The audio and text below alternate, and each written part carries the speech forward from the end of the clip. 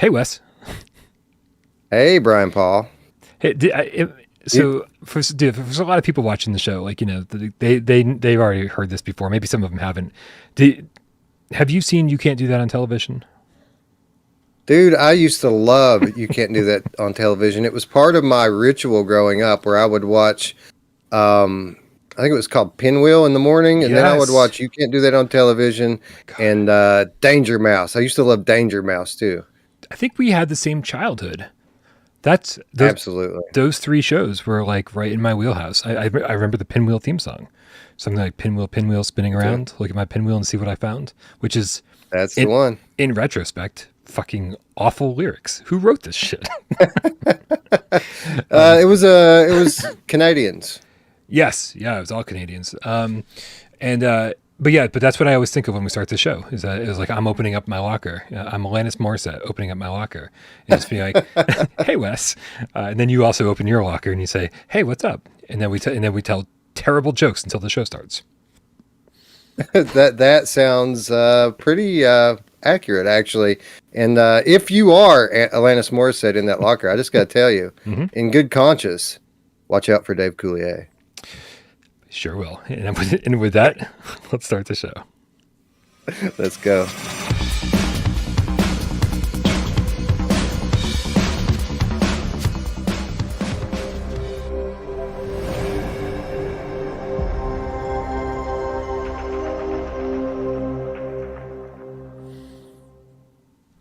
This is PSVR GamesCast Live, where we film live every single Monday, Wednesday, and Friday right here on YouTube, 6 p.m. Eastern time.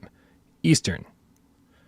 I forget what I was going to say next. I just said Eastern a few more times. If you don't like watching it live, that's okay, man, because it'll be on the channel for the rest of my life. And so you guys can point to it and say, remember when Brian said that back on 420 in 2022? Man, he didn't know what he was talking about at all. So come back in 10 years and tell me all this shit I said that was incorrect. My name is Brian Paul from this channel right here, PSVR without Parole. And this gentleman over here to my right, also your right, the right side of the screen, in the right side of history, Wes Dillon from Virtual Strangers. How's it going, my lethal weasel friend?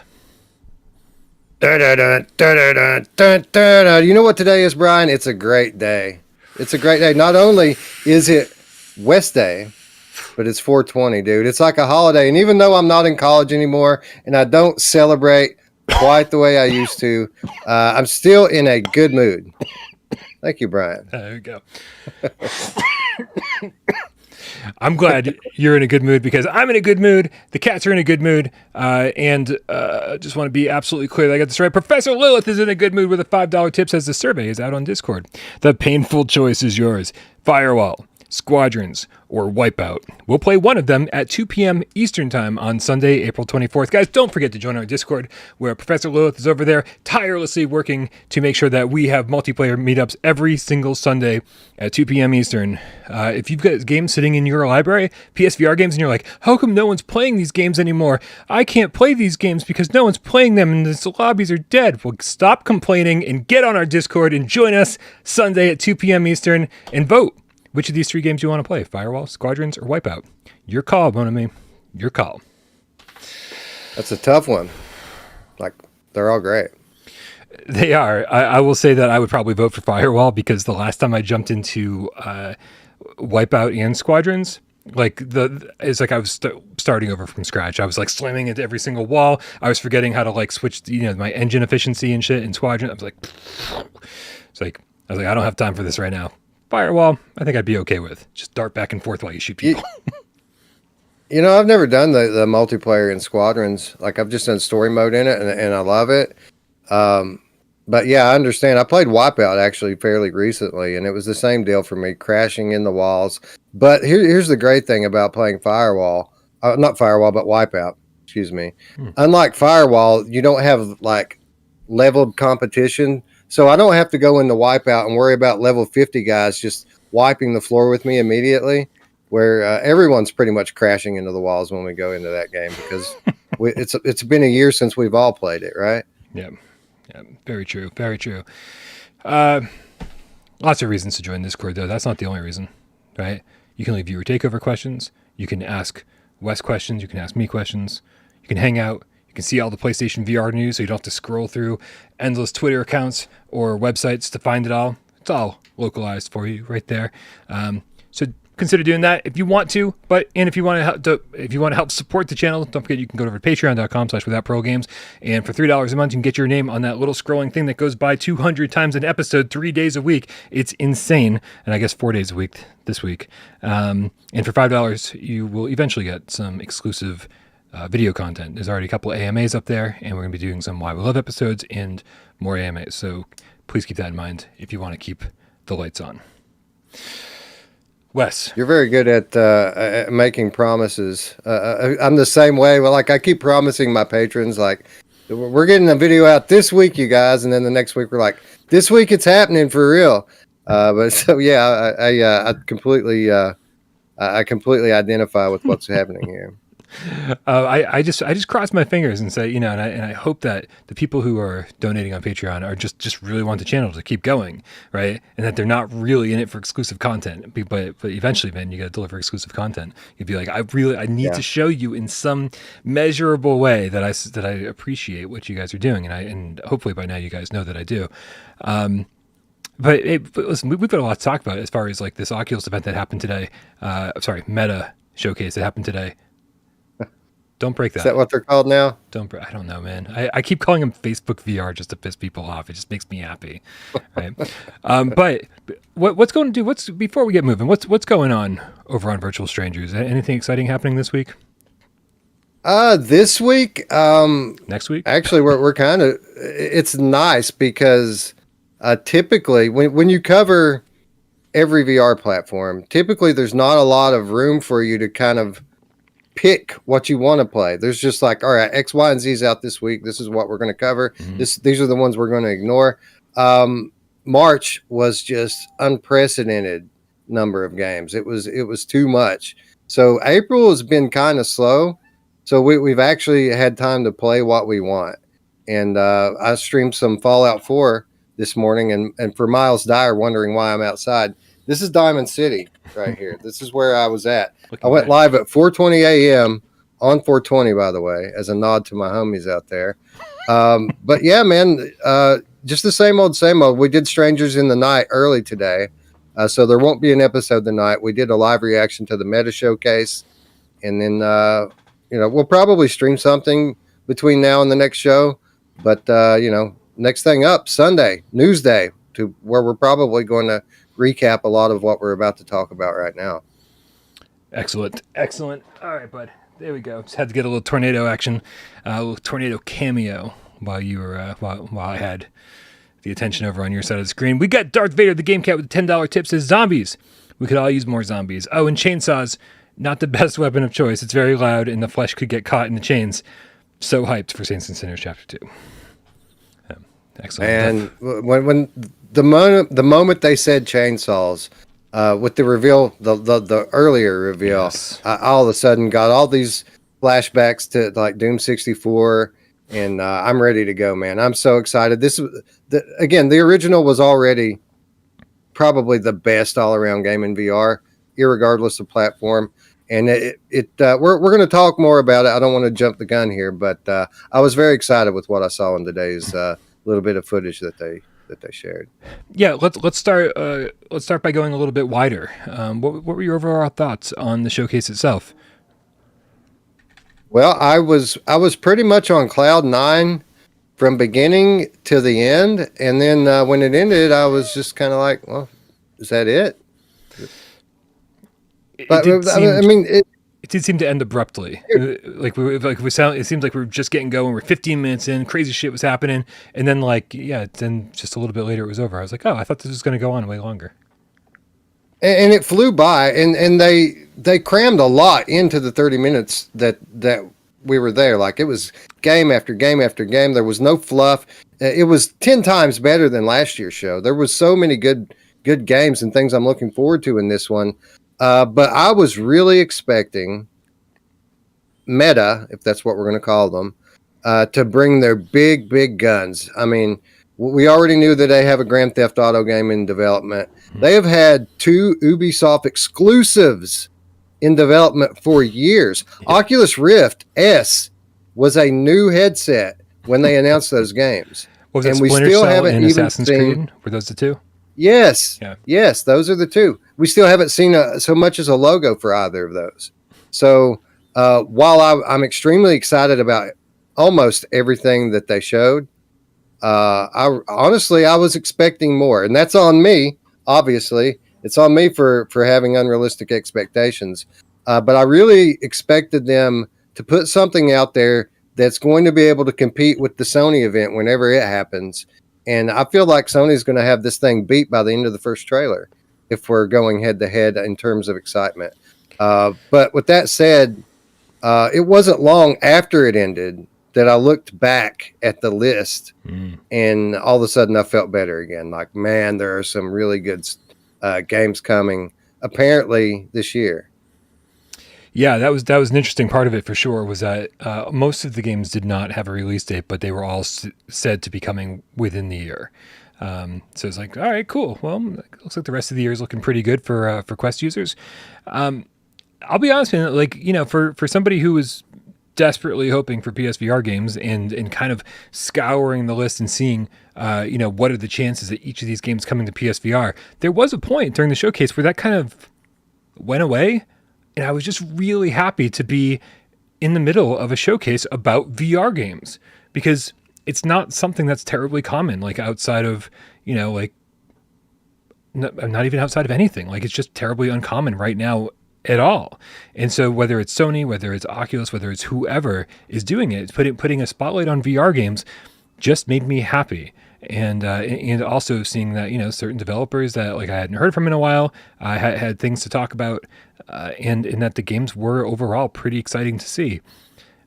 It just felt good. It made me kind of feel good about the rest of the year, and potentially, you know, the beginning of next year if these games are going to be on PSVR too. But of course, the big question. Yeah, you can say. Sorry, go ahead. No, I was going to say, you could say what you want to about Meta, but what you're saying here is absolutely correct. These events are rare, and it's even more rare to get like an official event. Pretty much whenever you get a showcase of VR games, it's someone like you, someone like Upload VR. It's somebody within the media space putting it out there. So to actually have a publisher or a platform holder, if you will, say, here's what we got. This is all the VR games we can fit into 30 minutes.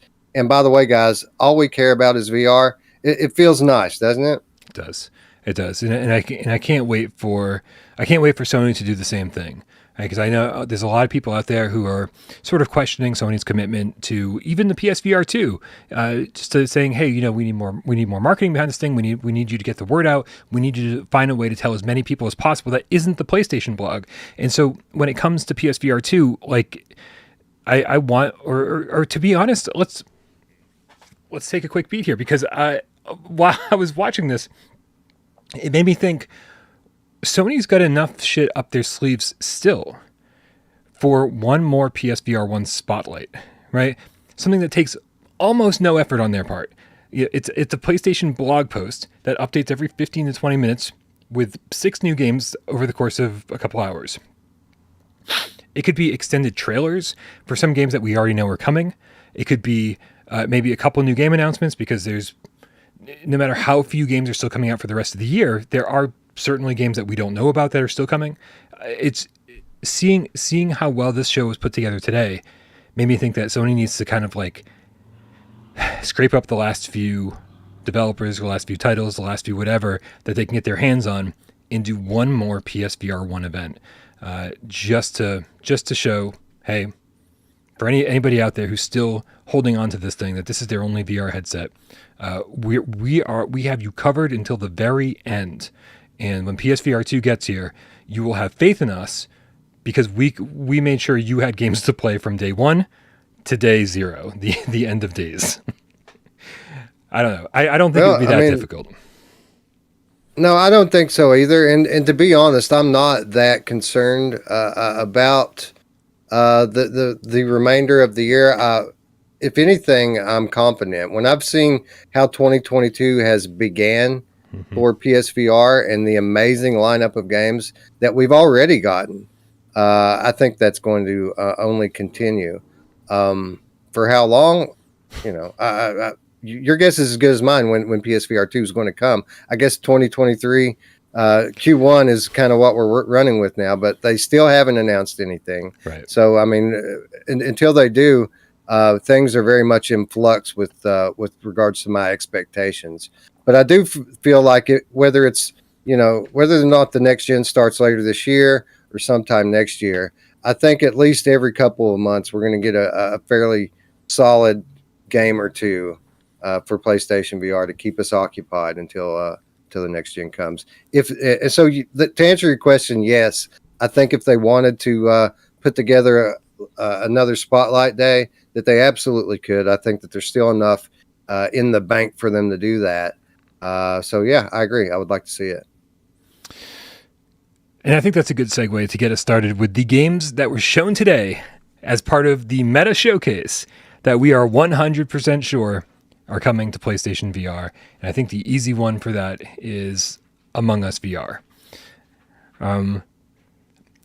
I will say that it did not take very long for me to get excited about this. When they showed it off, I've been saying, I think for the last few weeks, maybe the last couple months, that we need games like Among Us to kind of carry us over for the rest of the year, games that we can jump into like every day, every other day, and just play a few rounds. Multiplayer games are really going to carry us during slow times. But it wasn't until I was watching this today where I really got excited about actually playing the game, because there was a point in this trailer where these characters have to have names, right? I have no clue. This is a game that my children love, that my co-host loves, that I have never played. I've never played Among Us. I'm familiar with it. I'm very familiar with it, and the impact that it had on pop culture over the last couple of years or year or whatever it's been out. Okay. But I've never played it, so I don't know what these little dudes are called. But they're kind of cute. They are adorable, and according to the internet, they are the crew, because they're the crew of the ship, or crewmates, crew members.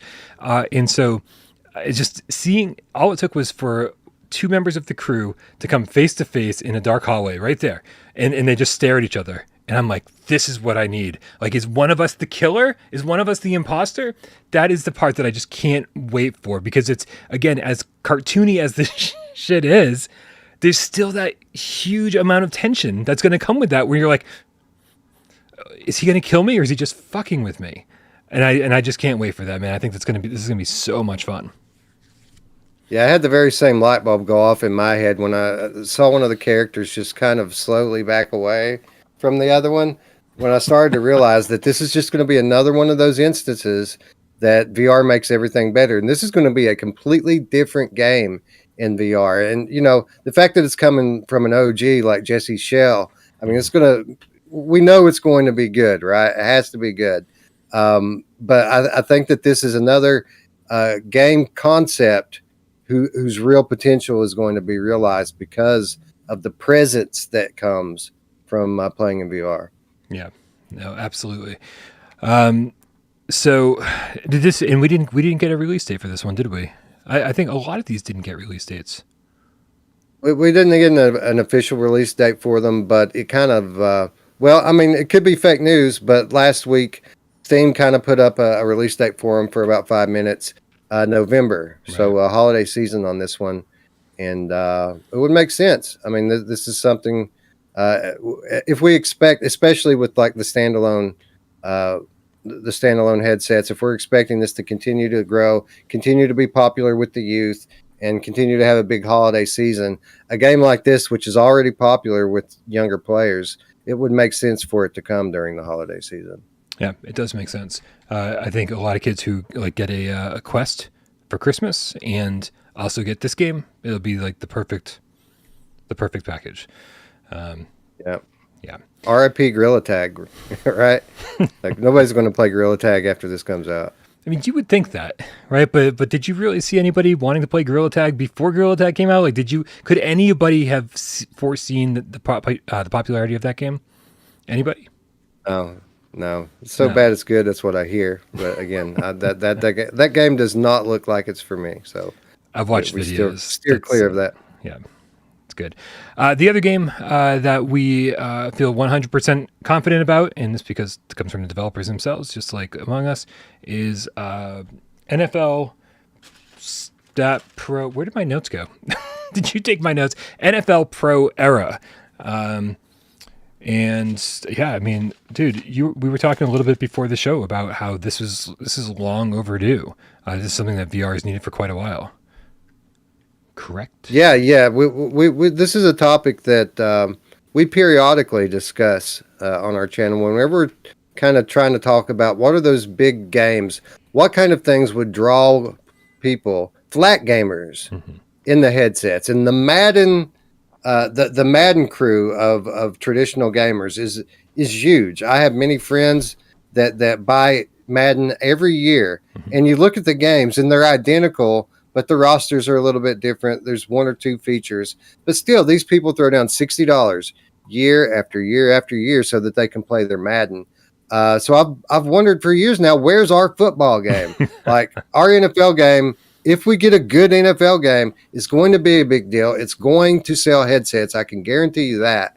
So here it is. Finally, hopefully it's good, but finally it's coming. Our officially licensed NFL game. And hopefully it's more than, and no offense to 2MD VR football, but hopefully it's more than something we've already gotten prior. This is the definite. I'm sorry. Let me just bring up the website or the YouTube channel. The description of the video says NFL Pro Era is the first fully licensed NFL virtual reality simulation game that lets players experience what it's like to compete as the quarterback of their favorite NFL team, lead your team to a Super Bowl, improve your quarterback skills by participating in drills, or play catch virtually with your friends in your favorite NFL stadium. Coming to market this fall to MetaQuest and PlayStation VR. So lead your team to a Super Bowl is the one part of that statement, of the one part of that description that makes me go, oh, well, maybe there's more to this game than 2MD had. But I'm not 100% confident about that because it could be multiple 2MDs where you just play these little arcade segments and eventually you're in, quote unquote, the Super Bowl. So I feel like we need to see more from this one. Yeah, or at least read more, right? We need to know exactly how this game is formatted. Is this going to be one of those arcade-style NFL Blitz games where you get put in situations to win the game or whatever, and then you move on? Maybe they kind of simulate you moving through a tournament format with progressively more difficult opposition until you find yourself in the Super Bowl in a giant stadium with tons of people and all kinds of different visual cues, but still basically just sitting in the pocket and doing 2-minute drill football. Or do we get an entire game? I'm inclined to believe, I don't know what to believe. Like there's some very obvious signs there with the playbook. They showed you how you're going to be able to select plays on the fly. There are some ingredients which are present in full-fledged games like Madden. But, I think that we should probably remain with a healthy skepticism until we learn more, because it's one of those things where it seems like they might be being intentionally vague about it. And, inquiring minds want to know what's up. Agreed. So one of the other things they showed here, which is obviously coming to PlayStation VR, is the Beat Saber electronic mixtape DLC, which, I mean, I don't really know what to say at this point, because we just tread and retread and tread and retread the same conversation about Beat Saber music all the time. We even do it about synth riders at this point, and it's just people are going to hate it or people are going to love it. And I think this fits Beat Saber to a T, but I find myself, it's impossible for me to care. Like, just right. I don't need any more electronic music. Yeah. Yeah, this is just going to expand and give people who play this game every day a few new options to keep it fresh for another week, and then it's going to just blend in to the sea of music that sounds just like this. Right. So yeah, like I don't play Beat Saber now. This isn't going to make me pick it up. So. So I don't know. This is, and they said this is coming soon. And usually when they say coming soon, they actually mean coming soon. They usually mean like this week or next week. That's tends to be the case. So we'll see this very soon, and we'll find out if anybody cares. I'll probably buy it just because there's a part of me that goes, I don't know, I'm not familiar with these songs, and maybe they'll grow on me. But in all fairness, I haven't really spent time with the Fall Out Boy DLC since it came out. Played through them all 1 or 2 times and haven't really gone back. So there's that. You know, with the Synth Riders, which is probably the biggest direct competition to this game on the store. Yeah. Like a lot of people laughed at the Lindsey Sterling thing that just came out last week because you know it's a violinist. But to be honest, that's more interesting to me than just more of the same from Beat Saber. Like I'll go in and check out those Lindsey Sterling tracks, if for no other reason than to check out the experience or whatever and see the pretty graphics as I go through it. Where this again, like we just said, it's just more of the same. This could have been on an OST and it would have, I wouldn't have noticed the difference. Right, but then they couldn't have charged you for it. Right. I know. But I will say I'm usually pleasantly surprised when I buy DLC that I'm not familiar with. The Lindsey Sterling thing was fine. I was actually happy to see something, a little bit different for the music genre in a VR rhythm game. But again, it's like it wasn't something that I totally cared about. This isn't something I totally care about. But I do play Beat Saber, and I don't really play Synth Riders. So I guess you know which one's getting my money. Mash Daddy Cool doesn't play Beat Saber with a $5 tip. Says Beat Saber sucks. LOL. Thank you, as always, for contributing to the show. Mash Daddy Cool with your ever positive comments. We start talking about Beat Saber and that guy's spidey sense goes off. He has to jump in real quick just to get a jab into the gut and then back out. He's in Florida right now, actually. He's on a trip with his family to Disney World. So thanks for stopping by, Eric. And thanks for the support. Very much. Okay, let's get into some real exciting stuff. We knew this one was going to happen. We knew this was going to happen because of an accidental leak earlier in the week. But because I guess Skydance had accidentally set a video incorrectly, and so we knew that we were going to be seeing more about The Walking Dead: Saints and Sinners Chapter 2: Retribution. And today we actually saw the first real trailer. Other than this, before this, we'd seen an image of a chainsaw. So the trailer was a big improvement over that. We had a lot of fears and a lot of hopes for Retribution. Do you think this trailer addressed any of our fears or hopes? Did it answer any questions? I think that yes and no. I think it pretty much confirmed pretty much everything we already knew. I guess the big question was, is it going to be different enough? And my whole response in the first place was, how different does it really need to be? It doesn't need to be that different. No. But I did notice some differences here. I mean, obviously, the chainsaw is a glaring difference. So we know we're going to get new weapons.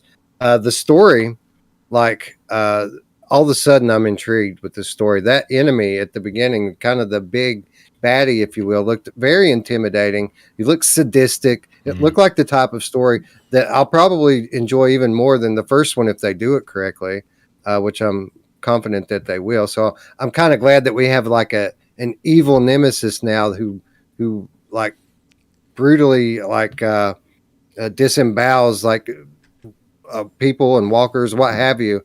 I'm glad that we have this intimidating force. And then graphically, I did notice improvements. Like it wasn't night and day. The art style very much still the same. But I did notice improved lighting. I did notice increased texture resolution. And it had me asking a question that I was pretty much asking throughout this entire program, which was, is it really going to look like that on Quest? Because if they can make this game look like that on Quest, those guys are wizards, man. That looked absolutely beautiful. And I'm super pumped now to see more, learn more, and finally get my hands on it. It was nothing but respect to the team at Skydance for everything they did with Saints and Sinners and making it run on Quest. But on Quest 2, it looks pretty flat. Like it is, flat shaded polygons and like just like not like really no dynamic lighting at all, and just it runs and I couldn't believe it did that even, right? And so looking at this trailer and seeing how beautiful it looks, yeah, this is PC footage all the way, and I think that on Quest it's going to look exactly like Saints and Sinners Chapter 1 did. I think we can expect some marginal improvement. As someone who frequently plays Quest games, the tech guys at the Facebook Reality Labs, if that's what they even still call it, they're pretty adamant that we haven't really seen the hardware in Quest 2. I have to make sure that we're talking about Quest 2 here, not the original. That hardware hasn't been pushed. And we have seen, especially over the last 6 to 9 months, a steady improvement in the graphical quality of some of the bigger budget games. Yeah. So I'm not so sure that we won't see a marked improvement this time. Not that I thought that the first one looked bad. It was actually very impressive for what it did. But I do think we'll see some improvement here because this flat geometry that was really a telltale sign of the early standalone games, that absolutely is starting to go away. Even with the indie games now, some of these indie developers are starting to make games that look like Vader Immortal looked on Quest, which is impressive. So I'm optimistic that not only is it going to look better on PlayStation and PC, but it's going to look better on Quest 2 as well. You're right, and I feel like I spoke before I thought, because really one of the beautiful things about working with with tech is that people figure out more ways to optimize their games. And actually, in fact, I feel like PlayStation VR and especially PSVR 2 is really going to benefit from all the lessons that working with a mobile processor has taught developers how to optimize their games better and really push the power as much as it possibly can. So when they bring it over to PSVR 2, it's going to be like a wonderland and be like, holy shit, look at all this extra processing power we get to work with. And we know how to optimize our games better than ever. So, but you're right. It's like usually at the end of a generation or further along in the generation you get, the better things look because people learn how to deal with it, to work with the technology better. And so I kind of take it back. I'm sorry about that. Before we move on, Joey Bass 33, sorry, with the $3 tip, it says, I just want to be Mac Jones in the NFL game. Go Pats. Man, I should be all about that statement living in Boston, but sorry. Thank you for the donation, Joey Bass. I wish I cared about sports so much, and my dad, I bet, wishes I cared about sports too. Sorry, Dad. Yeah, I'm sorry. I interrupted you for that tip. My bad. No, I was just basically going to say I'd be curious to hear from Skydance whether or not they plan to support original Oculus Quest, because a lot of these games that we're seeing now recently are looking better. I think a lot of the reason why is because Facebook dropped that requirement for Quest 2 games to support Quest 1. So if Skydance plans to bring those players along with us into the next version of the game, it could mean bad things actually for Quest 2 owners. So I'd be curious to hear from them what their plans are with that. True. And one of the things that we haven't really addressed is that this is the first game we're talking about of the showcase today that we're not totally sure if it's coming to PSVR 1 or not, because Skydance has been kind of cagey about what headsets it's coming to. In fact, if this wasn't part of the showcase today, I don't think we would even know it was coming to Quest. I mean, I think we'd all assume, but I think the big question mark is PSVR 1. Do you think, having the foundation already in place with the engine up and running on PSVR 1, that they'd be crazy not to do it, or is it at this point just a waste of time? Well, I think of all the games that we haven't already talked about, that this is the game that's most likely to end up on PSVR 1 out of the entire showcase today. And it is just for the reason that you stated, because I think they're pretty much running in the same engine.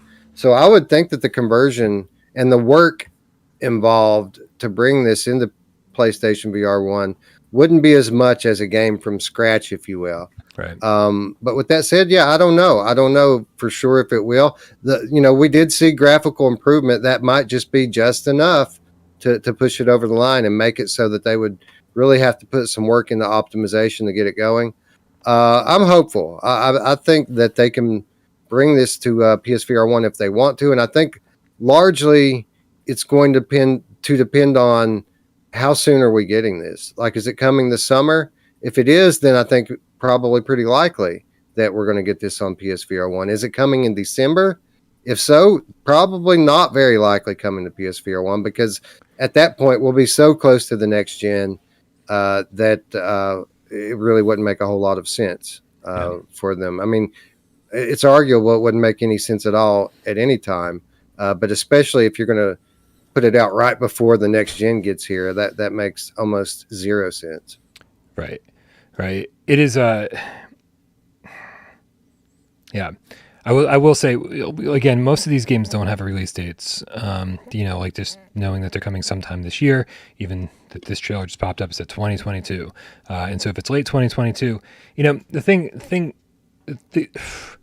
if all these games were coming out today, I think I'd be kind of irritated, right? Kind of mad, being like, oh, where's our PSVR 1 version? What's happening? Whatever. But the fact that a lot of these games aren't coming till later in the year, and some of them just might get pushed to PSVR 2, suddenly doesn't hurt so much, knowing that, like, well, this game's just not coming out at all yet.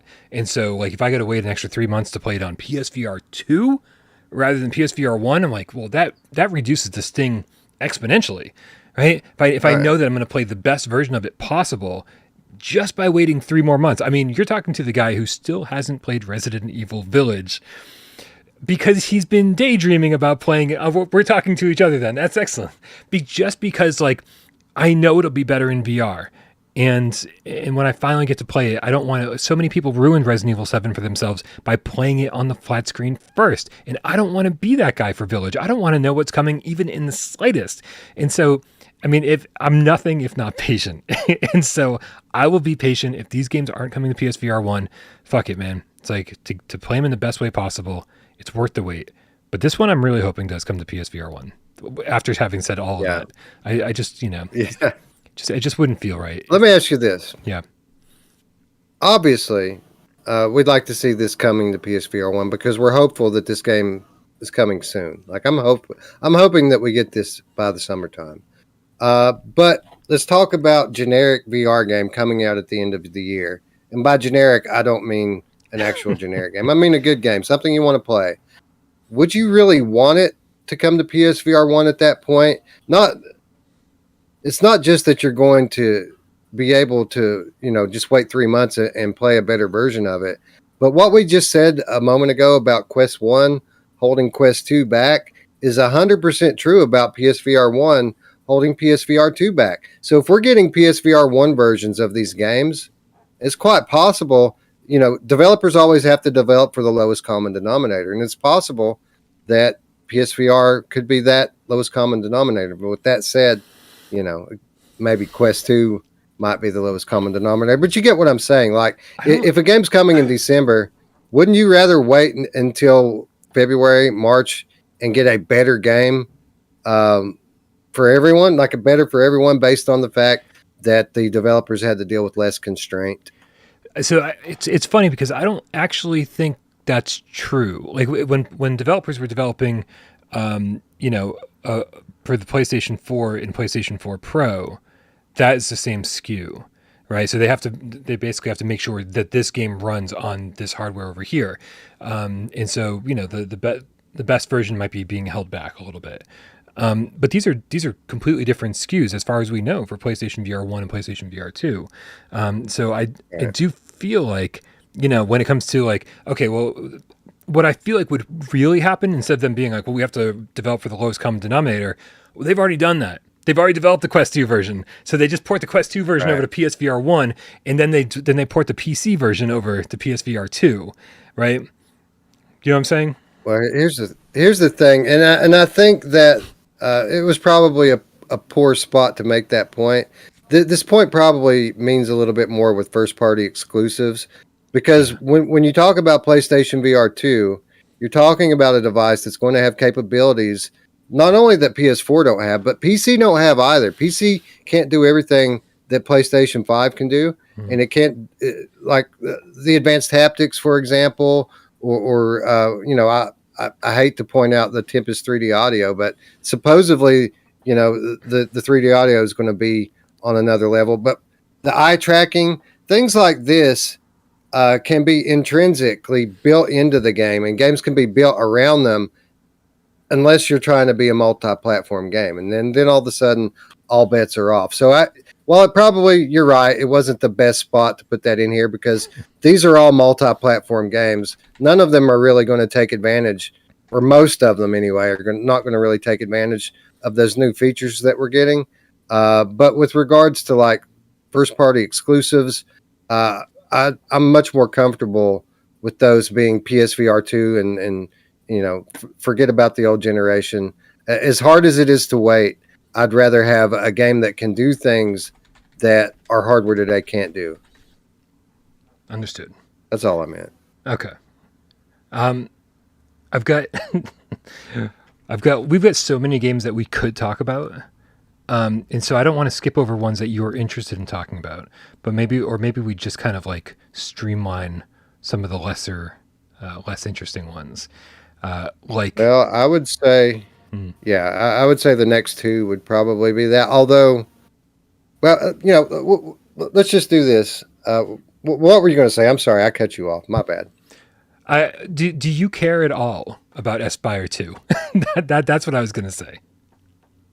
I think that it's really cool that they're going to have a separate co-op campaign. Mm-hmm. That's about what I have to say about that. I think that the first one was a bit underrated, but as I understand it, it was pretty much trash on PlayStation. So it was okay on PC. I don't know. I didn't play it on Quest, but I thought it was cool that there's a co-op campaign, a separate co-op campaign by their own words. Right. But beyond that, like, no, not really. That was probably one of the low points of the event to me. Yeah, for me, it was kind of cool that they're like, still going, and hopefully this one will deliver on all the things that the first one didn't deliver on. Was it trash on PSVR at launch? 100%. I don't think anyone can deny that. Practically unplayable. They patched it quite a bit, and it's still got issues, and I just find it like painfully averaged. So yeah, Braxbro says, did they really call it Espire 2? Yes, they did. They did, and I can't imagine that Espire 1 referred to this being the first game in a series. So, I also don't care about I don't care about the lore. So whatever they named it Espire 2, I don't care. Other than being, I can't wait for the prequel Espire 0. Yeah. Oh my God. Yeah, I kind of don't care about this series. But. And we can skip the next one. We cannot skip the one after that because, holy crap, man, one of the best games, I think, on PlayStation VR and probably VR as a whole would be Red Matter by Vertical Robot. And the fact that they released a trailer today which should be a trailer that I have. No? Anybody? No, I don't have it. Okay. I knew this was going to happen, too. I downloaded all the trailers I needed. Nope. Red Matter 2 VR trailer. I mean, we've got to be in the same boat on this, right? Red Matter was amazing. Yeah, I love it. It's a beautiful game on every platform. And when I say every platform, this game was beautiful on Quest 1. Imagine that. Yeah, and not only is it stunningly beautiful graphically, the story was awesome. Like, the movement was even cool. And like, it was this like weird kind of teleportation, but it just kind of worked in the confines of the story and made sense in the environment. So even that worked well. Like the puzzles were fun, but they weren't like too frustrating. There wasn't a whole lot that I didn't like about Red Matter, and I am absolutely excited to see that it's getting a sequel because it isn't one of those no-brainer titles. Like you wonder how many people really played the original. It's not a game that you hear come up a lot in conversations. But it's absolutely part of the class of Gen 1 VR was Red Matter. So I'm excited to see that they're coming back to it. It seems like it's going to have an expansive story and just more of the same jaw-dropping visuals. And again, is it really going to look like that on Quest? It might. It might. This one actually might look like that on Quest. Yeah, I'm sure the confined environments really help in this situation. But yeah, these are guys that managed to make ray tracing work on Quest. I was like, that is some incredible shit right there. But in it's Vertical Robot, right? And so if you're not familiar with Vertical Robot, they did like one game on VR before Red Matter, and then they've been pretty radio silent, unless I missed something, for the last 4 years. So these guys just kind of seemed like they had their head down and were working on this sequel potentially the entire time, and we had no idea that it was coming. It definitely seems like, although story-wise, you could carry the story on forever. It does seem like Red Matter could have easily been a one-off, and that they could have just like done a whole new IP. But there were so many things in Red Matter specifically that if they tried to implement in another IP, a new game, a new series, new franchise, whatever, it would just feel like, oh, you already did this in Red Matter. Like there's some really good VRAF elements where you grab onto things and twist them or manipulate items in the environment, and it feels really good to interact with things in this world. But that's just one of like your three tools. You got a flashlight and you've got a scanner, and the scanner is like, I mean, it's as close to Metroid Prime as we're getting in VR. And just like I was walking around scanning everything and learning a little bit more about the world. And I was kind of obsessed with it. I couldn't stop scanning shit. And so to see that, all three of those devices that you switch between current or present in this trailer, that made me really happy. I was like, oh yeah, I want more of all of that. So yeah, I'm happy. I think I'm way happier that they did this rather than a new IP. Oh, for sure, and it's. I'm always happy when I see these. I don't want to say smaller because obviously this isn't the smallest team in the world, but these OG VR developers, the ones that made it, right, the ones that have hung around now, and now there's a healthy marketplace where they can make a little bit of money. It always makes me feel good. So when I see something like this. I'm happy not only for us that we get to experience another amazing game, but I'm happy for these developers because I'm sure that this title is going to be way more profitable than the original one was for them. So kudos to them for staying around. The other big takeaway here, isn't it nice to have a legitimate surprise? Like some of this stuff we kind of had an idea about, but it's always awesome when we learn of something that we had no idea was coming. And now all of a sudden we have something to be very excited about. And that this certainly is classified under that category. Oh, 100%. Vertical Robot, I've been trying to get an interview with for years now. Like I was, developer interviews are not popular on the channel at all. I kind of just do them because I enjoy them. And 972 other people also seem to enjoy them. So thank you guys for watching. But kind of just like wanting to talk to them about the development of Red Matter 1 and just kind of like, learning a little bit more about the team. I've asked them multiple times throughout the years, being like, hey, can you guys want to come on the channel and talk about, development, or like what your future plans are or whatever you want to talk about. Like, I want to hear about it. And they're like, we're just so busy over here. We wish we could, but we can't. And I'm like, thanks for being polite, but that sucks. Like, stop saying no to me, like for year after year after year. And so fingers crossed, man, that maybe I can get somebody from Vertical Robot after the release of Red Matter 2 to come over here and talk to us. Nick Mulo says the dev interviews are great, right? We'll get 931 other people besides you, Nick. Yeah. No, I was going to say I feel that like we haven't been doing developer oriented content for very long. I've got I think 3 episodes out now. One with the creator of Shadowgate, one with from Fast Travel Games, Andreas Julison, and then we just did the thing with Jimmy from In Dreams. Nice. But yeah, man, they're not as popular as our like regular podcasts and regular episodes. They're about on the same level of popularity with one of my random live streams from a game. That's about how many people watch those.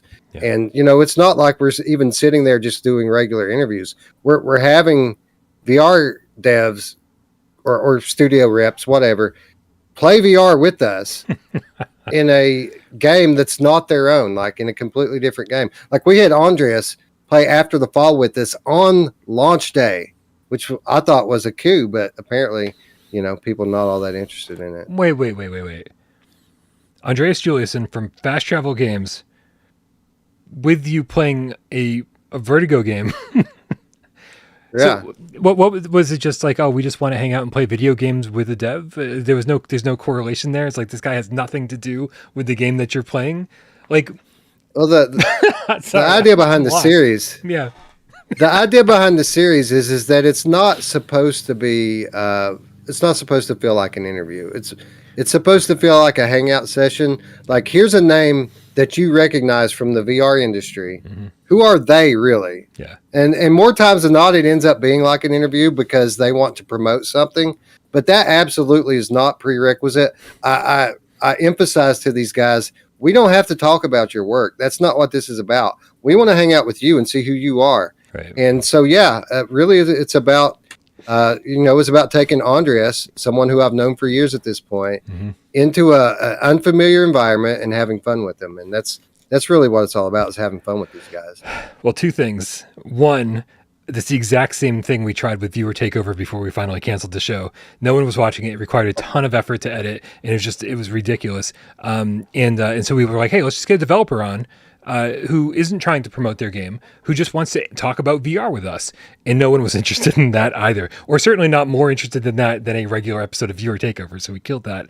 The second thing is, fucking love Andreas Juliuson, because, dude, it's gotta hurt when somebody doesn't talk well about your game, right? It says the shit that I said about Wraith the Oblivion Afterlife in a review, and then a follow-up Gamescast, and then continually say over the next year, talking about how I'm just disappointed with the game overall. And you and I, one day, will have a debate about Wraith, and probably After the Fall as well, because we have very different viewpoints on these games. But he's a good guy, and like like as a team, they don't take shit personally, and I love them for that, being able to like take criticism and still be very cool with us. Like, that's the idea here, is be 100% honest about my feelings on everything, and then keep your fingers crossed that developers still want to talk to you afterwards. And Fast Travel is their stand-up studio. They're great people over there. Well, I mean, he's a marketing guy, and he understands that all we have is our credibility. So, like, if we come out and sugarcoat things and tell people that bad games are good, he understands that we won't have anyone to talk to eventually. So, right. Yeah, Andres is a good dude, and he completely understands marketing and what we're trying to do here. And Braxbro says he's still waiting for the chicken waffle interview. I'm still waiting for the fucking Baby Hands patch that was supposed to come out a week after launch that fucking never came. So maybe we'll save the interview. Coming soon. Yeah, or maybe I can corner them on an interview and be like, "Where the fuck is our patch?"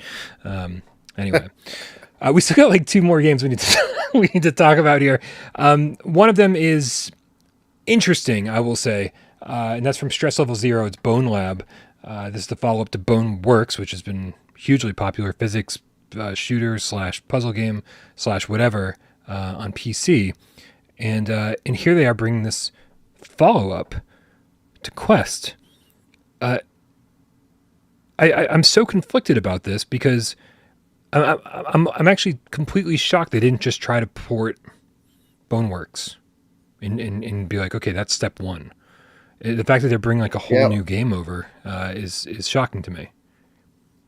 Well, they did say when Quest 2 was announced and that spec sheet was published that it could technically do it. Like, Quest 2 was the equivalent of a low-level gaming PC 2 years ago. So they could run BoneLabs on it, or BoneWorks, rather. Here I go getting confused about it. They could run BoneWorks on it if they want to. But I have a feeling that they've been working on this for some time. I think that the work on this game probably predates Quest 2. They were probably started working on a standalone game the minute that standalone became a thing.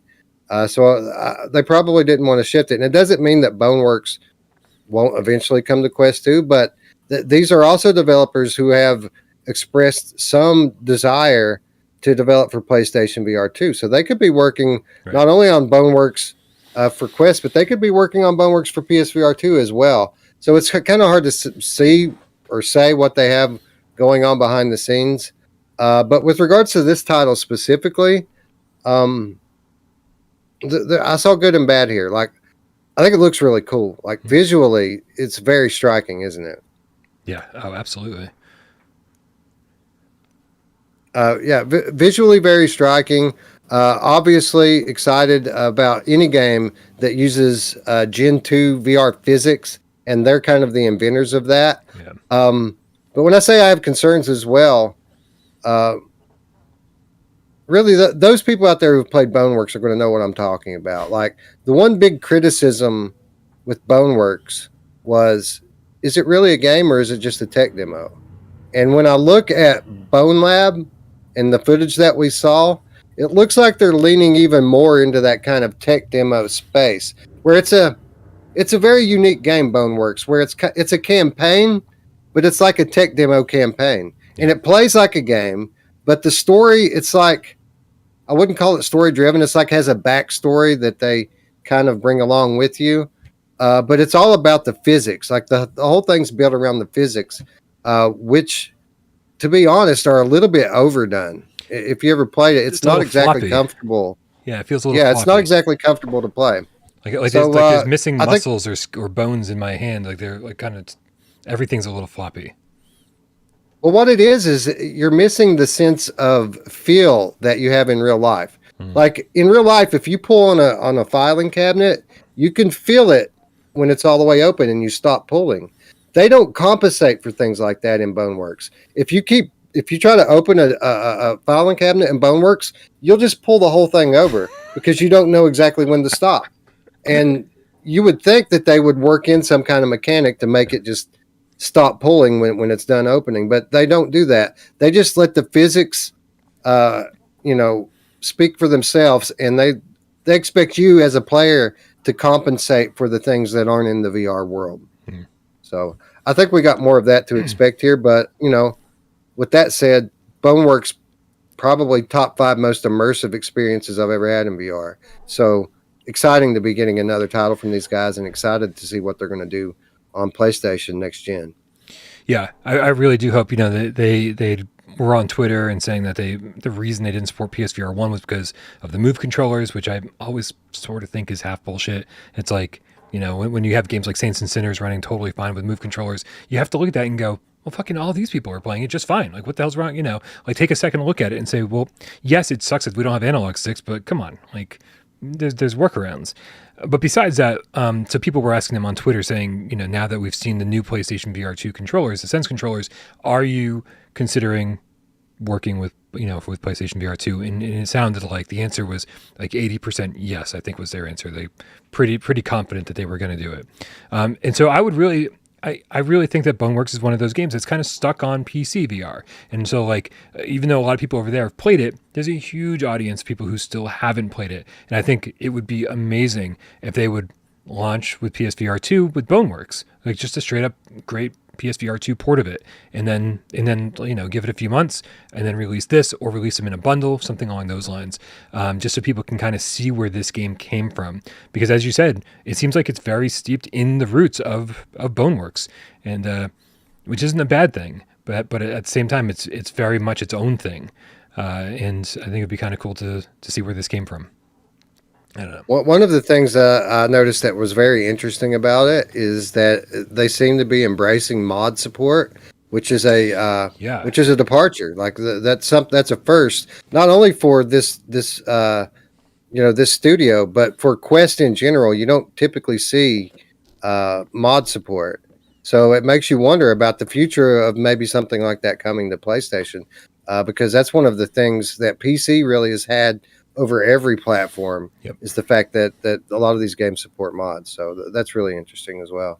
Yeah, I couldn't believe that when I heard it. I wrote down mods and underlined it like 3 times on my notes, because I was just like, it's one of those things that when people hear it, they're going to say, well, Sony will never do that. Sony will never allow mods on their platform. But like, Sony's not dumb. At a certain point, I think you have to go, why are we getting killed in this department here or that department there? Oh, it's because we don't have a way to allow mods? Because people would rather play Skyrim with more snow. I mean, there's just so many ridiculous mods in Skyrim that people would rather go play it on a PC because of that.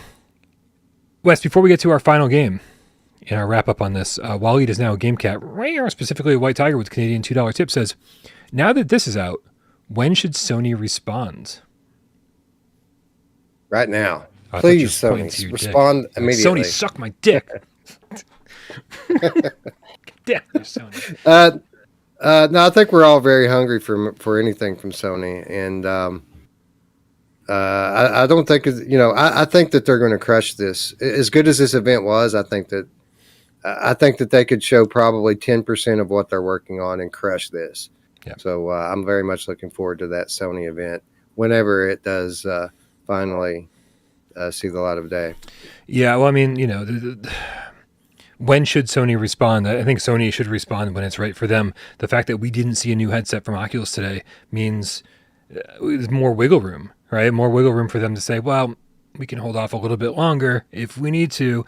We don't need to compare our new headset to their new headset. Not quite yet, because they haven't done it. I feel like Microsoft and Sony did this exact same dance leading up to the launch of this generation of consoles, because they were like, well, we'll wait for Xbox, or we'll wait for PlayStation, we'll wait, and it went back and forth. And it was like, are they ever going to fucking show off their new consoles? And it took a long time. So I don't know. When should they do it? Well, when it's right. But I also think that, like you said, they don't have to show off very much to blow people away, especially considering that they're going to be showing off their new headset. I actually think that this puts a little bit more space. It gives us a little bit more space, like I was saying, like wiggle room for that PSVR 1 showcase that I was kind of hoping for earlier in the show. I was like, we've got a little bit more room left in this generation, and if PSVR 2 really is coming out Q1 2023, well, then we've got a lot more time for Sony to do their thing. So I don't know. I don't have a good answer. Yeah, makes sense. Yeah. That's good enough. Yeah. Miles Dyer says, wait, Jim Ryan has just turned on his webcam and he's playing Beat Saber. and streaming it through the PlayStation blog, I'm assuming. Right, probably. One final game. But wait, we have one more announcement. I gotta say, highlight of the show for me, as far as I'm concerned. That was Ghostbusters VR. Did not see this coming, especially considering it's coming from Dreams, who, just recently announced that they're bringing Frack to PC, and announced that they've got AAA Studio being built, and all sorts of other great news from them, but no word about, hey, we're about to announce a new game. To see that it's a Ghostbusters game, and then immediately follow that to see the Dreams logo. I mean, it's sort of the greatest thing I could possibly imagine. Four announcements. It's like a little over 2 weeks. Like they announced In Dreams Elevation Studio, then Fracked coming to PC. Then they're publishing a game called Sushi Ben VR. I forgot about Sushi Ben. Yeah, Sushi Ben, which is a story-driven adventure. Thank God it's not a cooking game. But so that, and then there was the obvious not great news that they suspended Little Cities. That made 4, and now 5 Ghostbusters VR, and this is absolutely huge. This is something. When I say we've been calling for this for years, I don't just mean we at Virtual Strangers.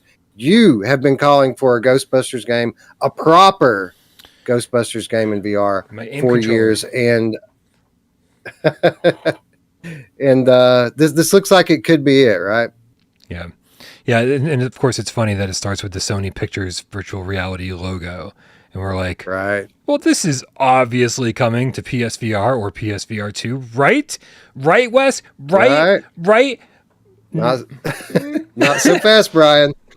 There is precedent here. Yeah. There are other games from Sony Pictures virtual reality, and while one of them is a PlayStation VR exclusive, the other one is not on PlayStation VR at all. The more recent one, not on PSVR at all, and that's Zombieland Headshot Fever. Announced for PSVR. Just never made it. Yeah, supposed to be a PSVR, right. So what's up with that? I guess we need to ask our friends at XR Games. What's up with that? I guess. I'm hoping that you have friends at XR Games because I feel like I probably don't. Well, to be honest, we laughed and made fun of their initial Zombieland trailer. Yeah. Like we thought it looked like a 2016 game, Hmm. but it's actually a really fun game and very surprisingly good. So yes, we do have friends at XR Studios, and I will be asking them what's up with that PSVR port. I mean, I guess at this point it's starting to look a little dicey on that, right? Right. So but of course, this is not made by XR, and that's going to be the big difference here. That this is made by N-Dreams, and I mean, I don't know how important this is to mention, but this technically, what we're watching here isn't gameplay, right? It's at the beginning. This is all captured in engine, but it's not actual gameplay. And do you think that's just to kind of like give it a little more of a cinematic feel, or you just it's just not there yet. It's not right. You're not ready to capture in-game footage. Like it's just a little bit too early, maybe. Yeah, I think that that's probably likely, but then again, hopefully it's not because this game is coming this year. Remember, everything Yeah. that we saw is coming this year, which means it has to have been in development for at least a year, right? Let's hope, because if not, then how good is it going to be? Like, are they throwing this together, like trying to just, is it a cash grab? I wouldn't think so. In Dreams typically does very, very good work. So no, yeah, I don't know. I don't know why they didn't show game footage here, but I would point out that it's not atypical for a game's first teaser to not have any gameplay footage in it. So hopefully we'll see some gameplay soon. I do think it's pretty representative of what they want the game to look like. Whether what they can pull off in VR, it remains to be seen. But I'm confident in Dreams. They continue to improve title to title to title like any good dev does. And these guys are just killing it lately. And from what Jimmy told us, this isn't it. Like there's more. There's going to be reveals like this for the rest of the year. Like they've got more coming. So these guys are absolutely killing it right now. Wes, you got to help me out a little bit here. Why did I think that they announced multiplayer for this? Did they talk about that at all? Was there any The reason why you think that is because this game very closely resembles an upcoming Ghostbusters flat game. Looks a lot like it. The character models look very similar. And that game, from what I understand, is a 4-player co-op game. So that's probably what you're thinking about. You would think that if it had 4-player support, that would be something they might mention today, right? That's true. And how silly would it be to launch a Ghostbusters game and not let you play multiplayer? This is a huge question for me. Like this is something that needs to be in this game, I think. Well, when you consider that every great VR game that comes out, the one thing everyone asks for is a co-op campaign. Mm-hmm. We want a co-op campaign. We want to take our friends through a story campaign. It doesn't seem like there's any better opportunity to do that than right here. Am I saying it'll be bad if it's just a single player story driven thing? Not necessarily, but it will be a tremendous missed opportunity if this isn't a campaign that is right. optionally. We've got it taken care of, man. We've got it taken care of. Ryan is in the chat, and he said it's confirmed on the website that it does have 4-player support. And after reading through it again, after reading through it again, yep, there it is. We absolutely have confirmation that. Nice. There it is. Here, let me bring it right up on screen. There it is. Okay, and we're gonna interact with this sucker. Trap, blast, and trap ghost in gripping encounters by wielding iconic equipment. Go it alone or as a team with up to 3 friends in co-op in an extensive and engrossing campaign. Extensive doesn't sound like a 2-hour game of Frack to me. So let's hope this has the length that Frack didn't quite have. Continue the Ghostbusters legacy, protect the city from fiendish ghosts, and experience all the humor and frights from the beloved franchise. I am super crazy excited. Now, the problem, of course, is that we don't know if this is coming to PSVR 1 or PSVR 2. But I just got to say, I'm it's one of those games where it's like, man, I'm just so happy it exists because we've been waiting. We got some really crappy Ghostbusters games while we were waiting for this one. There was the Ghostbusters Answer the Call, was it? I forget what they were called, but they were, one was just to let you explore the firehouse in VR and kind of put together a proton pack, and then you hop into Ecto 1, and then like it fades out, and you're like, wait, it was just getting started, and it was like $8. And I was like, what? That was over in like 12 minutes.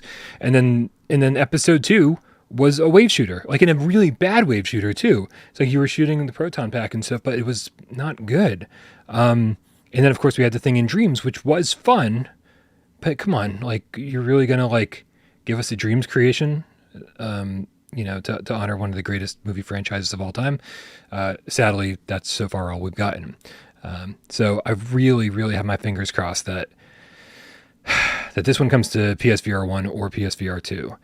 I don't really know what else to say about that. I would actually, this is one that I'm going to go back on what I said earlier. This is one that I would hope comes to PlayStation VR 1, no matter when it launches. Because there has never been there's never been a better opportunity to get the aim controller involved. Like it seems like the aim controller is made for this game. Yes. When I think about what I liked about Evasion, remember Evasion from Archaeact and how you could play with your friends, and the weapons all had this kind of tethering effect where you can grab enemies. Imagine that kind of mechanic in a story-driven Ghostbusters campaign here. I absolutely want this on Gen 1 PSVR for that reason. And if not, then there needs to be another aim controller for the next gen thing. Right. One person's got the aim and they're like holding on to the ghost, and you got two people, keeping the ghost in place. You got a third person with a trap throwing it out, using their move controller and then hitting the move button to open that trap. I think don't cross the streams. Yeah, don't cross the streams. Never as cataclysmic. Screw that up. Never as cataclysmic in the games as it should have been. It seems like it should have been more severe in a lot of those games. Yeah. One more question before we move on from Ghostbusters. Yeah. Hypothetically, we just got confirmation that this is going to be playable with up to 4-player co-op, which is exciting. But what if it's not a story campaign? What if it's one of these games that put you in missions and things like that? Here's a mission, catch a ghost, and it's not so like structured. Maybe it's more like a roguelike where the environments change a little bit, where the ghost star change a little bit. So you have endless replayability, but no real cinematic story. Will that be disappointing to you, or do you think that'd be a big plus on the replayability end of things? I mean, as long as it's not structured like After the Fall, because God, that sounds terrible. The thing is like one of the things that people make fun of the original Ghostbusters games on like the C64, NES, and like Master System. They're like, oh, that was a horrible game, and I fucking used to love it, right? But you start off as like these really poor Ghostbusters that have to buy your equipment, and so you start off with just the basics. You get a crappy car, you got like a couple different, you get a couple proton packs and a couple traps, and that is it. And then as you progress and you go on these different missions and go clear out different environments, you get rewarded with a paycheck, and and then you buy better equipment, right? And I think there's a marked difference between buying better, like buying a PKE meter that will actually change the way you play the game, than buying an Arizona Falcon, right? It's like, oh, here's just another gun to shoot zombies with. So I do actually feel like you set it up similar to After the Fall, but the rewards are much greater. I think you could have a winner there. I think that would be a better use for the formula than After the Fall had. So yeah, I mean, that wouldn't be the worst thing ever. Interesting to hear you say that and put it that way, because I was at first kind of leaning toward, I need this to be a Ghostbusters story that I can experience with my friends. But the game you're describing actually sounds great. So so I might be a little bit more content with that than I thought initially. I don't know. Who knows, man? I do have faith, though. I do have faith that In Dreams will do what makes this game. Oh, look, I have support. I have support in the chat. Andre is saying the C64 game was amazing back then. First game I heard sampled speech in a game. Hell yeah, man. We got some C64 love in the chat. This makes me so happy and makes me feel slightly less old than I am. So overall, man, this was a good day, I think, for VR. Don't you think? It was exciting to see some new games, exciting to see what studios that we are familiar with, who we're watching them grow. We're watching them release the second, third, fourth game that they've ever worked on. We're seeing big IPs like Among Us make their debut into VR. Overall, I think what we saw today, and like we don't even have to talk about the Quest exclusive stuff, but just to throw a bone to the Quest players out there, it was pretty cool to see Mercenaries be like, hey, and that's available today for free with for Resident Evil 4. I was like, so obviously there was more stuff than we talked about today. We just kind of skimmed it and talked about the relevant stuff. And I think it was a really good day for VR, don't you? It was a great day for VR, and I haven't had a chance to jump in the headset and try out that Mercenaries mode yet, but a lot of people in my community are very excited about that. Like I didn't play it originally, so I thought. Honestly, I thought that was a co-op mode coming. I didn't know it was like a leaderboard chaser. So a little bit less excited for it, but still, a lot of people are very excited for it. So I'm looking forward to check that out. You mentioned that Quest exclusive stuff. What really was confirmed Quest exclusive? I mean, I think that's pretty much it, right? That Resident Evil 4 DLC. I think everything else, I think multi-platform is very much on the table. Yeah, I was just looking through the list again. Yep. I think you're right. Yeah. So, at the end of it, that's kind of the reason why I was initially disappointed is I was expecting more Quest exclusive stuff, Oculus exclusive stuff with money behind it.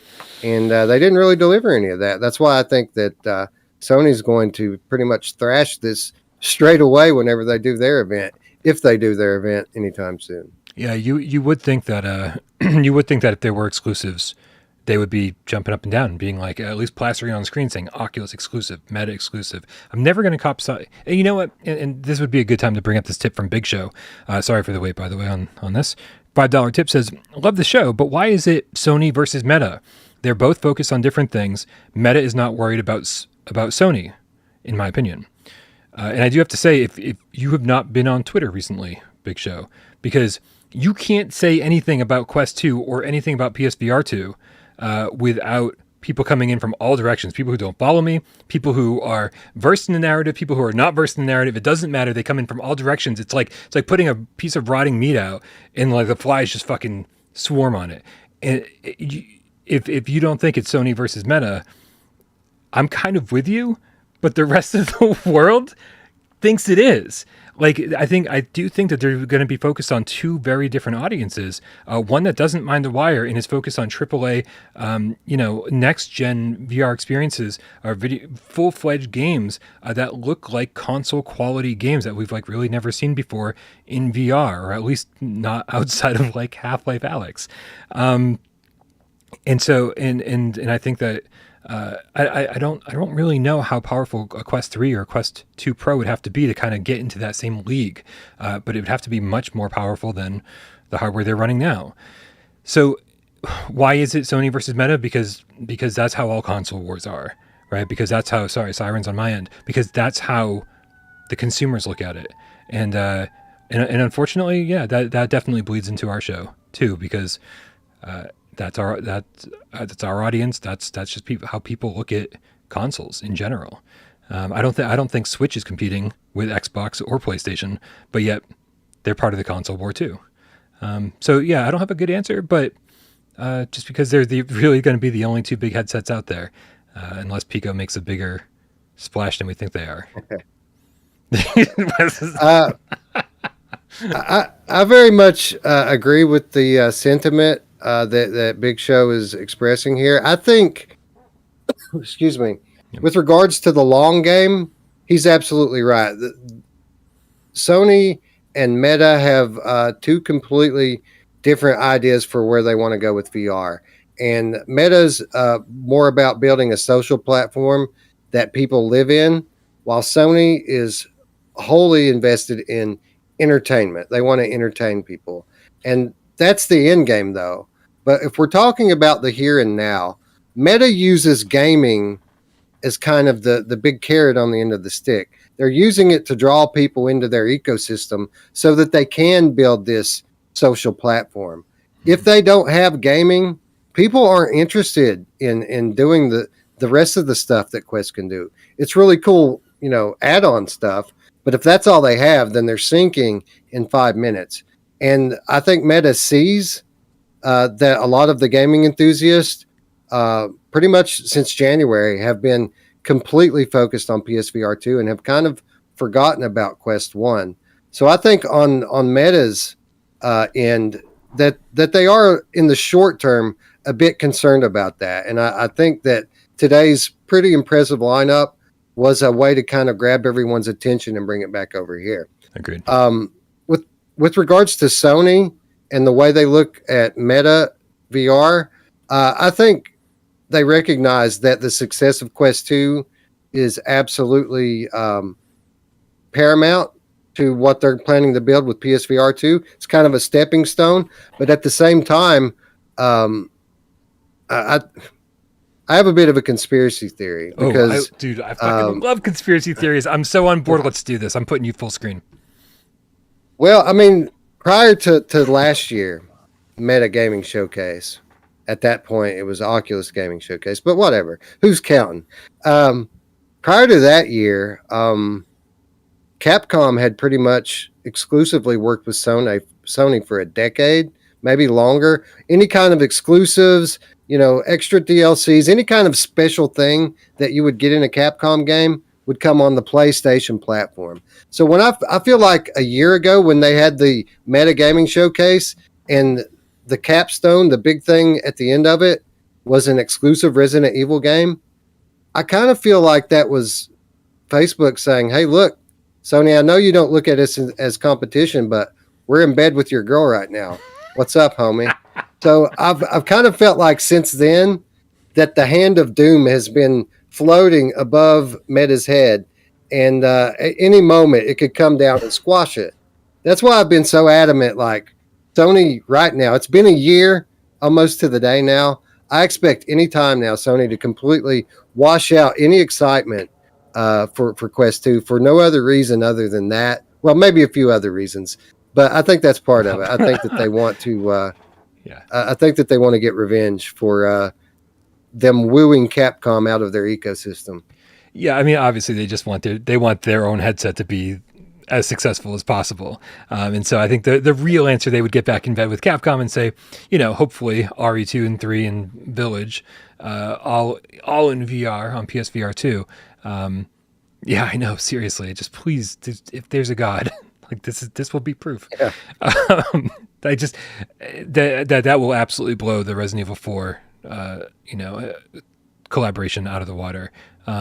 And I think Sony is quietly confident, and I could be very wrong. I could be very wrong about this. They could be flustered behind the scenes and not know what they're doing and scatterbrained all the time. But that's not the feeling I'm getting. I feel like they just know that what they have in store is going to be the big thing. Anyway, yeah. but just so let's get back to Big Show's comment. I think it comes from a.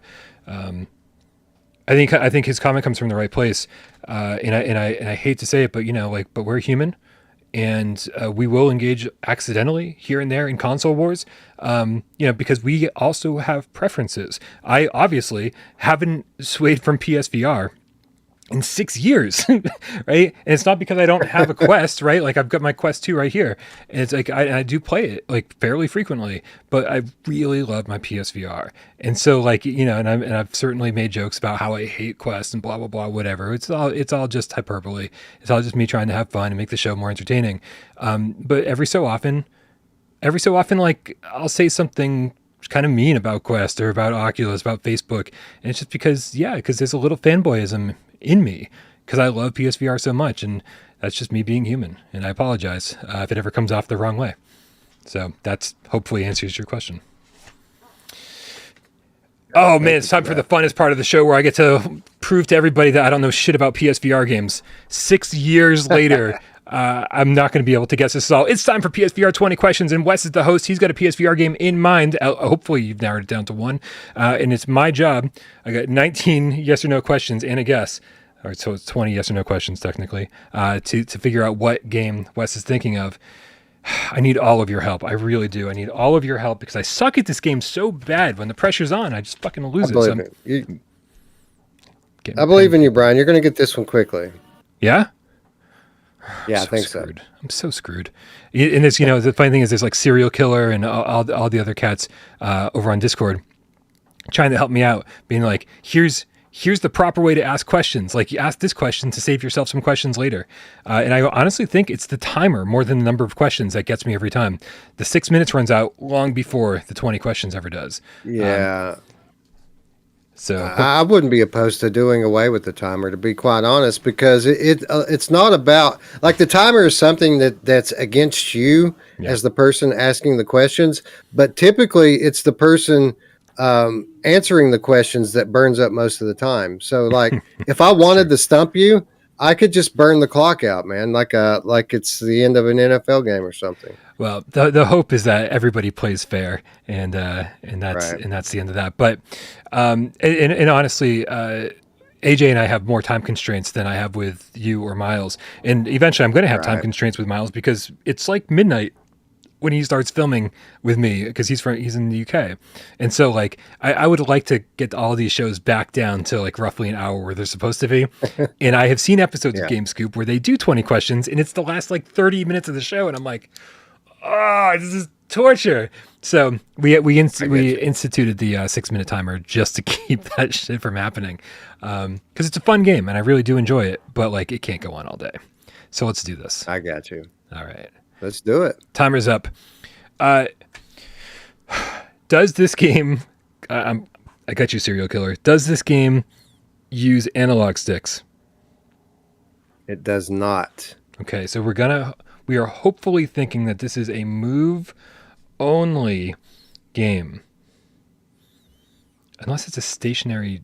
You know what? Fuck me. I hate this game so much. Can we quit? All right. Moves... I'm going to go under the assumption it's moves only. Fingers crossed that didn't screw me up. Do you do a lot of shooting in this game? You do not.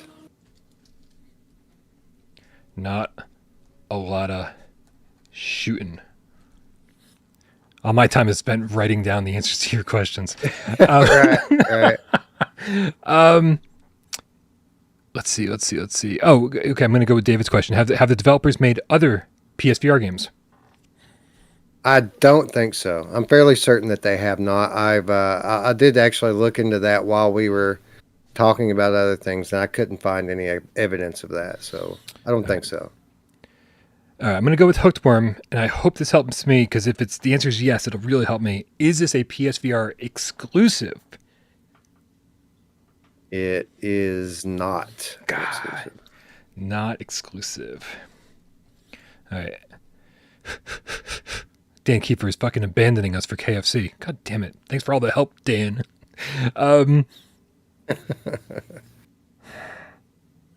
Would you call this a puzzle game? No. This isn't really a puzzle game, no. Okay, so there's not puzzles. There's not it's not a lot of shooting. We got to figure out what we're doing in this game.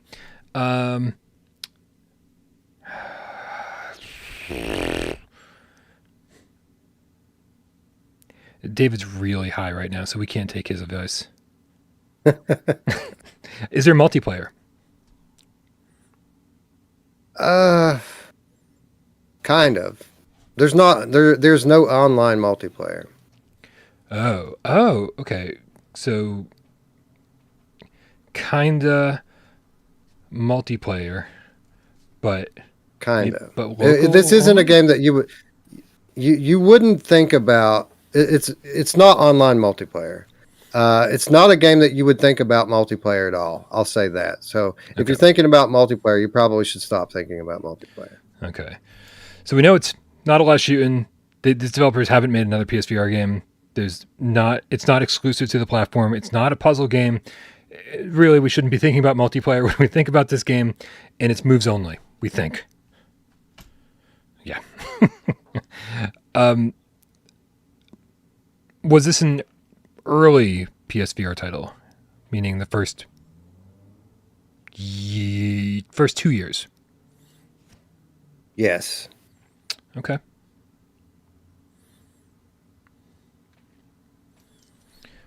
First 2 years. Was it by any chance a launch title? I think so, yeah. Ooh. Good old October 13th, If it wasn't, 2016. What did you say? October 13th, 2016. Yeah, definitely a launch title. I have it tattooed on my shoulder, so I'll never forget it. It's a launch title. Not a puzzle game, though. Nope, not a puzzle game. Okay, guys, I need you to help me with all of the launch titles in the chat. Hold on a second. So moves only. That eliminates like Here They Lie, right? That eliminates. But we don't know if it's moves only.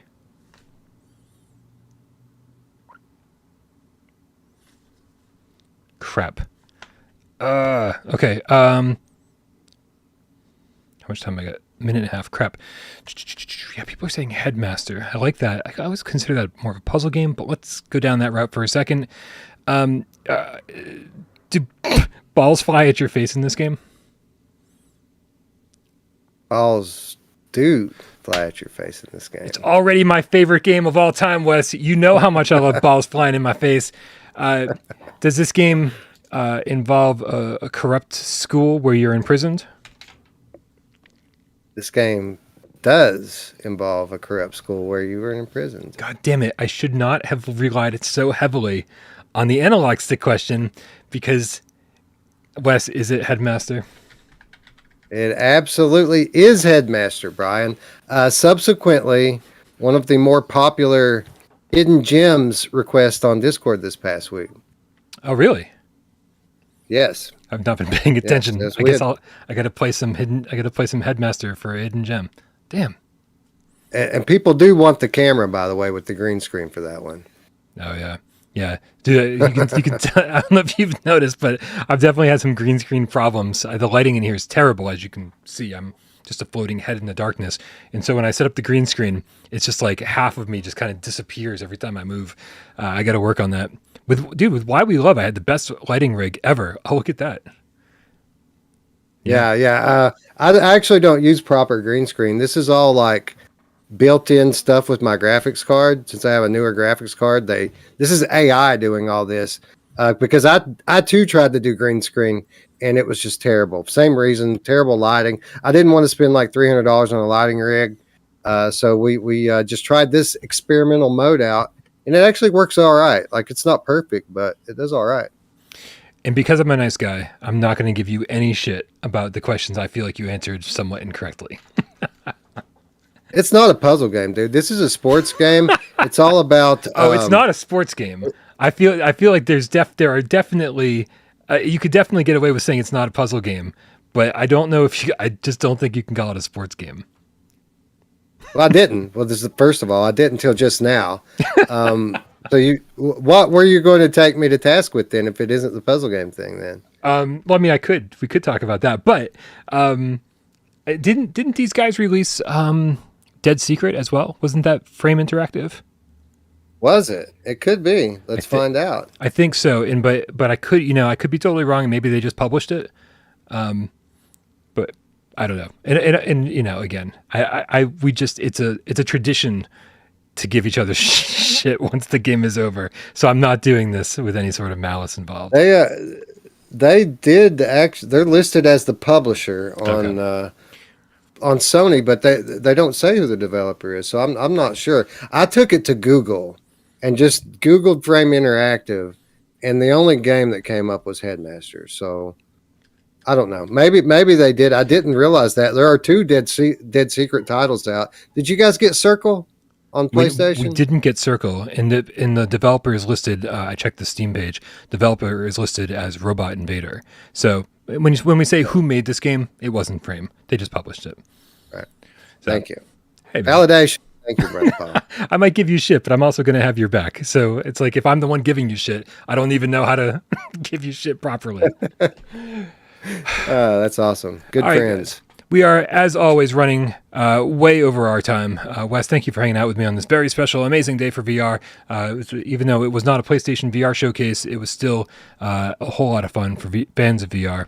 And of course, if you don't already, subscribe to Virtual Strangers. Give me a plug, man. What's coming up that we want to get excited about? What's coming up that we want to get? Well, how about our next episode of On Location? We already have that one lined up, Brian. We're going to be shooting that within the next 2 weeks. And our very own Tiffany from Skydance is going to be hanging out with us. I don't know what we're going to be playing yet. I know we're not really going to be talking about Skydance. The situation that I described to you earlier, where we just hang out with someone and play games and talk about VR, that's what we're going to be doing with Tiffany. So I'm sure maybe a few more people than normal will watch this one because people love Tiffany. I love Tiffany. You love Tiffany. Yeah, I love Tiffany. But yeah, we've got a few people lined up, and Tiffany is the next one in line. I'm really looking forward to hanging out with her. And besides that, I think next Wednesday we're going to do real-time review. I think I explained to you what real-time review is, where we go in and we play a game. We have a podcast style discussion, and then one or two of us will break off and play the game live as we continue to discuss it. So it's kind of a hybrid stream podcast. But next Wednesday, I think we're going to do a real-time review for the brand new Zombies co-op mode in Alvo. So we'll probably have like a split screen multiplayer thing go on, and as we describe it in real time to people in the chat. I like it, man. I like it. Can't wait for that Zombies mode to come to PSVR. Good reason to jump back in and play some Alvo. It is coming indeed. Yeah. I think we thought it was supposed to launch day and date, but I haven't talked to Steve over there from the Alvo team in a while. So hopefully he can give us an update soon. But yeah, let's get out of here, man. Thank you guys so much for hanging out with us. Thank you guys for supporting us on patreon.com/withoutparole keeping the channel on, keeping the lights running. That's not how that works. And of course, everyone who hung out in the chat, helped me out with 20 questions, and supported us by tipping during the show. My brain is like, I can feel the brain cells dying one by one as we try to end the show. And of course, all of you who sat back, watched the show, didn't say a goddamn word. We know you're out there. We love you just as much. Let's get out of here. Do it. Bye.